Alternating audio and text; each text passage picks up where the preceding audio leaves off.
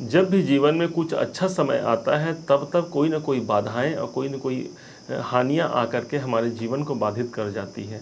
और ऐसे ही बाधा की स्थिति उपस्थित हो गई है आपके जीवन में, आपके एकादश भाव पर चंद्र ग्रहण के रूप में।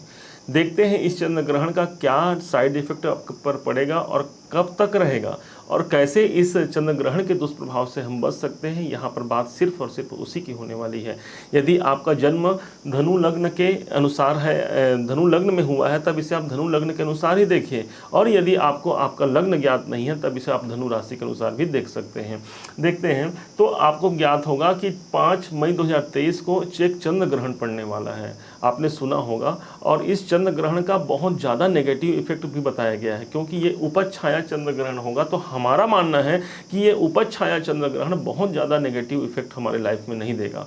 परंतु हाँ, हम इस जो भौगोलिक घटना है इसके अनुरूप हम मानव हैं और हम पृथ्वी पर रहते हैं, तो पृथ्वीवासी पर इसका सीधा सीधा प्रभाव पड़ेगा। तो आप पर इसका क्या प्रभाव पड़ेगा, हम यहाँ पर उसकी चर्चा करेंगे। और ये कब तक रहेगा उसकी चर्चा करेंगे, कब तक इसका प्रभाव रहेगा। और तीसरा, उस सबसे अहम पॉइंट पर बात करने जाएंगे कि जिससे आप इससे सिर्फ बच ही नहीं पाएंगे बल्कि अपने जीवन को ज़्यादा श्रेष्ठ और श्रेष्ठतम की ओर ले जाएंगे। क्रमशः इस बात को समझिएगा। सबसे पहले हम लोग प्रारंभ करते हैं वो समय कि ये चंद्रग्रहण कहाँ सबसे ज़्यादा प्रभावी होगा। उत्तरी एशिया, ऑस्ट्रेलिया और न्यूजीलैंड में ये सबसे ज़्यादा घातक सिद्ध होने वाला है, वहाँ ज़्यादा इसकी प्रभाव पड़ेंगी। अब यहाँ पर अब ध्यान से समझिएगा, अब जो प्रारंभ हो रहा है, अब चंद्रमा इस भाव पर 7 नंबर पर, मतलब धनु राशि से ठीक एकादश, जो आपके लाभ का स्थान है, आपके प्रॉफिट का स्थान है, आपकी इच्छाओं की पूर्ति का स्थान है, यहाँ पर पहले से केतुदेव विद्यमान है, पिछले काफ़ी समय हो गए। अब केतुदेव यहाँ पर तो है ही है, चंद्रमा देव यहाँ पर जैसे ही प्रवेश किए हैं तो अब 6 नंबर से वो प्रवेश आपके कर्म भाव को छोड़ करके वो 10वें भाव में चले गए। चंद्रमा कब प्रवेश कर जाएंगे, तो 4 मई 2023 को सुबह 9:10 में चंद्रमा यहाँ पर प्रविष्ट हो जाएंगे। तो माना जाता है कि एक कक्ष, एक घर है, आप ऐसा मानिए, और उस घर में ऑलरेडी केतु पहले से विद्यमान है और उसी घर पे चंद्रमा देवता भी चले जाएंगे। दोनों एक कक्ष में। चंद्रमा कौन है, तो चंद्रमा हमारा मन है, चंद्रमा हमारा अवचेतन मन है, और जीवन में हमारे जितने भी संवेदनाएं हैं ये सभी चंद्रमा से जुड़ी हुई हैं। इसलिए हमारी संवेदना, हमारा मन इस घर में चला गया जहां ऑलरेडी पहले से एक त्यागी, एक ब्रह्मचारी, क्योंकि केतु को माना गया है एक त्यागी ग्रह, एक ब्रह्मचारी ग्रह, एक क्रोधी ग्रह भी माना गया है और साथ में छाया कारक ग्रह माना गया है। तो चंद्रमा जब केतु के संग मिल जाएंगे तो बना देते हैं चंद्र ग्रहण योग। तो 4 तारीख को तो ये प्रवेश करेंगे, लेकिन जैसे जैसे चंद्रमा की डिग्रियां बढ़ती जाएंगी, ऑलरेडी केतु वहां पर है, चंद्रमा की डिग्रियां जैसे जैसे बढ़ती जाएंगी, और पूर्णिमा के दिन, चूंकि पूर्णिमा के दिन चंद्र ग्रहण होता है, तो 5 तारीख को ठीक रात के 8:44 के आसपास ये चंद्र ग्रहण घटित होगा। उस टाइम पर चंद्रमा और केतु दोनों की डिग्रियां लगभग 9 डिग्री के अंदर में होंगी। तो अब इस स्थिति को आप समझिएगा। तो अब ये 6 तारीख के 3:12 दोपहर तक रहने वाले हैं चंद्रमा, क्योंकि चंद्रमा को मान्यता है कि चंद्रमा एक राशि पर 2.25 दिन तक निवास करते हैं, उसके बाद उस राशि को छोड़कर अगले राशि पर चले जाएंगे। तो आपके जीवन पर 4 तारीख के प्रातः 9:10 से 6 तारीख के दोपहर 3:12 तक ये यहीं रहने वाले हैं। अब इसका क्या प्रभाव पड़ेगा, इसका प्रभाव कब तक पड़ेगा, इस पर भी हम चर्चा करेंगे। पहले इसके अभी तत्कालिक प्रभाव को समझ लेते हैं। आपके लाभ भाव पर, धनु राशि, धनु लग्न से एकादश भाव पर कहीं ना कहीं लाभ के मार्ग को अवरुद्ध करेगा।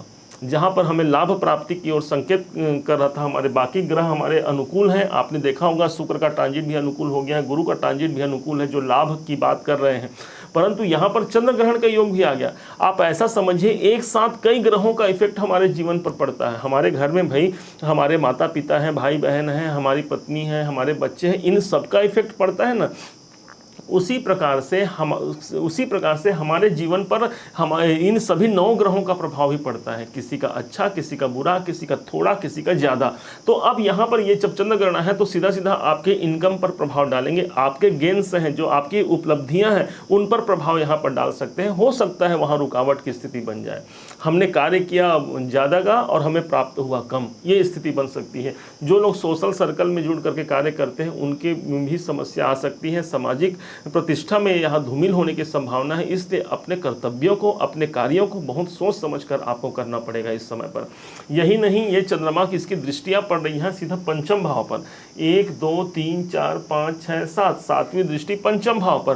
पंचम भाव है आपकी मन स्थिति, आपकी मानसिक स्थिति, यहाँ पर बिगड़ने की संभावना है। हो सकता है मन कुछ समय के लिए अशांत हो जाए और हम उस बात को सोचने लगे जिस बात जो निरर्थक बातें हैं। और कहाँ का सोच लाएगा, आपके इनकम की सोच आपको ज़्यादा बढ़ा देगी कि इनकम मेरा कैसे प्राप्त हो, कैसे अपने जीवन में ग्रोथ करूं, कैसे मैं शिक्षा में सफल हूं, क्योंकि पंचम भाव शिक्षा का भाव है। शिक्षा में सफलता कैसे मैं, आपकी संतान, यदि आपके बच्चे हैं तो संतान की चिंता भी आ सकती है। संतान नहीं है तो कैसे आए, और यदि हैं तो कैसे उन पर नियंत्रण रखा जाए। हो सकता है कि संतान इस समय कुछ लाइन से बेलाइन हो जाए, तो आपको वहाँ पर नियंत्रित करके संतान के संबंधित जो चिंता है, हो सकता है आपको कैरियर की चिंता हो सकता है उनकी अच्छी शिक्षा की आपको चिंता हो, तो कहीं ना कहीं आपको पंचम भाव का शिक्षा मतलब चिंता भी यहाँ देगा। पंचम भाव ही आपके निवेश है, आपके शेयर मार्केट भी है, आपके लॉटरी सट्टा इत्यादि भी हैं। तो जो लोग शेयर मार्केट लॉटरी सट्टा से जुड़कर कार्य कर रहे हैं उनको भी यहाँ चिंताजनक स्थिति देखने को मिल सकती है। तो इस दरमियान जो भी आपको डेट बताएंगे उस टाइम तक आपको कोई बड़ा निवेश नहीं करना है, इस बात का आप ध्यान रखेंगे। अब बड़े ध्यान से समझिएगा उस भाव को जिस भाव के ये स्वामी हैं। ये है 4 नंबर जहां लिखा है मेष वृष मिथुन कर्क, इस भाव के स्वामी चंद्रमा है। तो चंद्रमा कहाँ है, तो ये अष्टम भाव के आपके अधिपति हो गए। अष्टम भाव के स्वामी का जाना, कहाँ जाना, आपके प्रॉफिट भाव में, आपके रुकावटों में यहाँ पर वृद्धि फिर से यहाँ पर करेंगे। अब ये इस बात को समझने के बाद आप इस बात को समझिएगा कि कोई भी आकर के आपके दिल के साथ, आपके मन के साथ खेल करके चला जाएगा और आप एक ठगे से महसूस कर सकते हैं अपने आप को।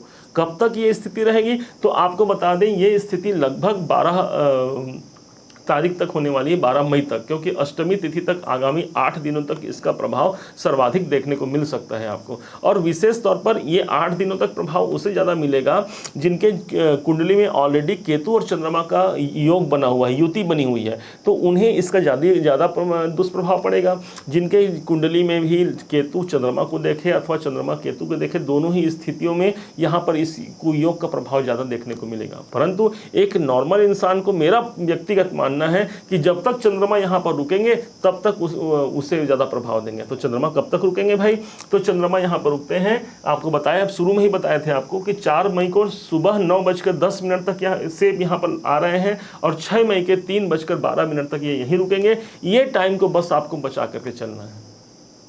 ये वो समय हो सकता है जब आपको मानसिक अशांति हो जाए। किस किस पॉइंट पर मानसिक अशांति होगी आपको पहले से बता देते हैं। एकादश भाव पर हो रहा है आपके लाभ, आपकी इच्छाओं की पूर्ति न होने के कारण मानसिक अशांति, संतान, आपके शिक्षा, आपके जो निवेश, इन सब को लेकर के मानसिक अशांति हो सकता है। पंचम भाव आपके टेक्नोलॉजी है, क्रिएटिविटी है, जो लोग फिल्म इंडस्ट्री से जुड़े हुए हैं उनको भी यहाँ पर कुछ परेशानियाँ आ सकती हैं।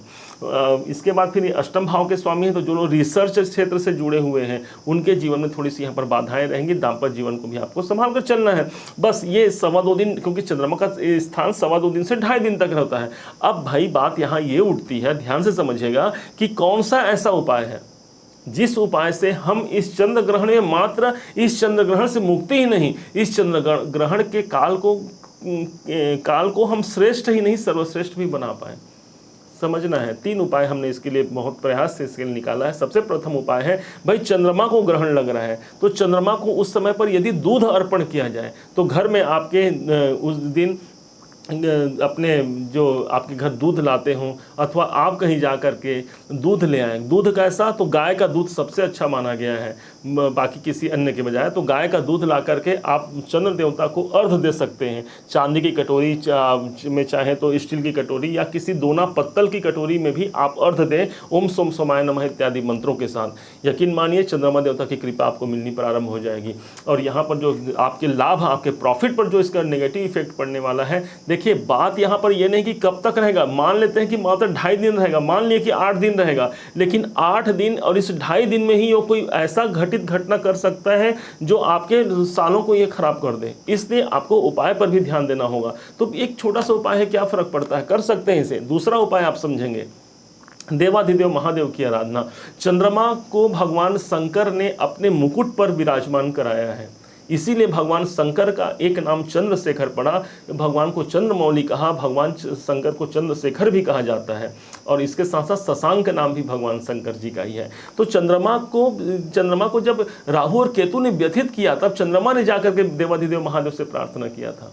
भगवान शंकर ने इसी चंद्रमा को अपने सिर पर धारण कर लिया। ऐसा कृपालु, ऐसा दयालु इस संसार में और कोई ग्रह नहीं, और कोई देवता नहीं, एकमात्र भगवान भोले भाले हमारे शिव शंकर जी महाराज हैं।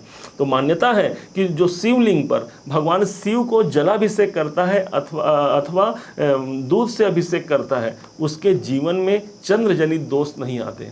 क्यों? क्योंकि चंद्रमा का सीधा सीधा संबंध हमारे जल से है और दूध से है। तो इसलिए जल और दूध दोनों ही चंद्रमा के कारक माने गए हैं। भगवान शिवलिंग पर चढ़ाया गया ये दोनों चीज़ आपको चंद्रमा से के दोष से मुक्ति, इस चंद्र ग्रहण के दोष से मुक्ति, और साथ में भगवान शिव शंकर का सानिध्य प्रदान कराता है। माना जाता है कि भगवान शिव शंकर जी भावी मेट सकत त्रिपुरारी, हमारे भाल में, हमारे मस्तक में भी यदि कोई बुरी बात लिखी है, हमारे जन्म पत्रिका में भी कितने भी कुयोग चल रहे हों, लेकिन भगवान शिव शंकर में वो सामर्थ्य है कि वो कुछ भी आपके जीवन में परिवर्तित कर सकते हैं। इसलिए जलाभिषेक भगवान शिव जी को दूध से अभिषेक जरूर कराएं। तीसरा उपाय, मान्यता है कि माँ जगत जननी जगदम्बा की आराधना राहु की शांति के लिए की जाती है, और केतु को यदि प्रसन्न करना है, केतु की शांति आपको कराना है, तो श्री गणेश जी की पूजा, भगवान गणनायक सभी गणों के अध्यक्ष हैं, और उनकी कृपा पूजा यदि आप कर लेते हैं तो केतु के इस दुष्प्रभाव से, इस चंद्र ग्रहण के दुष्प्रभाव से आप बच सकते हैं। आप चाहें तो ओम सोम सोमाय नमः या ओम केतवे नमः का जाप भी चंद्र ग्रहण काल में, या फिर महामृत्युंजय मंत्र भी आप जो 5 मई का जो रात्रि काल है उस समय पर आप कर सकते हैं। ये सब कामनाएं हैं। भगवान गणनायक को तो कहा ही गया कि अग्र पूजित और समस्त प्रकार के विघ्नों का हरण करने वाला। उम्मीद है कि आप धनु लगन के आप जातक भाई बहन इसे बहुत अच्छे ढंग से समझ पाए होंगे। यदि आपको मेरे समझाने का प्रयास अच्छा लगा हो, सार्थक लगा हो, तो अपना एक लाइक और कमेंट जरूर कीजिएगा। बहुत मोटिवेशन मिलता है हमको भविष्य में और वीडियो बनाने के लिए और ऐसे ही आपके समक्ष लाने के लिए। एक बार यदि अभी तक आपने इस चैनल को सब्सक्राइब नहीं किया है तो सब्सक्राइब करके जरूर रखिएगा। और पुनः एक बार फिर आप सभी का दिवस मंगलमय हो। ओम नमः शिवाय।